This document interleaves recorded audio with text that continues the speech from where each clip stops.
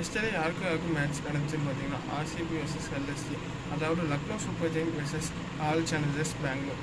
இதில் வந்து பார்த்தீங்கன்னா ஆர்சிபி டாஸ் வின் பண்ணி பவுலிங் எடுத்தாங்க.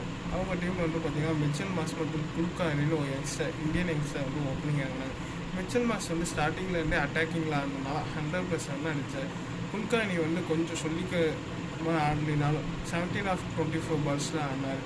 ரிஷப் பண்ட் மற்றும் நிக்கோலஸ் பூரன் வந்து அவங்க வேலையை கரெக்டாக பண்ணிவிட்டு 209 ரன்னை வந்து சேஸ் பண்ணிட்டாங்க. இது நடுவில் மழை பெஞ்சனால 19 overs தான் நடந்துச்சு. அதுக்கப்புறம் வந்து ஆர்சிபி பேட்டிங் ஜேக்கப் பெட்டன் மற்றும் விராட் கோலி இறங்கினாங்க. விராட் கோலி வந்து பார்த்திங்கன்னா பிரின்ஸ் யாதவ் போட்ட ஒரு அபாயமான பாலில் அவுட் ஆகிட்டார். மித்தபடி ஜேக்கப் பெட்டன் கொஞ்சம் சொதப்பிட்டாருன்னா சொல்லணும். டேவிட் படிக்கல் மற்றும் பட்டிரோ கொஞ்சம் பார்ட்னர்ஷிப் பில்ட் பண்ணாங்க. அதுக்கப்புறம் டேவிட் படிக்கலும் அவுட் ஆகிட்டார். அதுக்கப்புறம் பட்டிரோ வந்து கொஞ்சம் அட்டாக்கிங்கில் ஆடினார். ஜிதேஷ் சர்மா வந்து எதுக்கு வந்தான்னு தெரியல, எப்படி போனாங்கன்னு தெரியல. அதுக்கப்புறம் டிம் டேவிட் வந்தார். டிம் டேவிட் வந்து ஒரு நல்ல அட்டாக்கிங் இன்னிங்ஸ் ஆடினார்.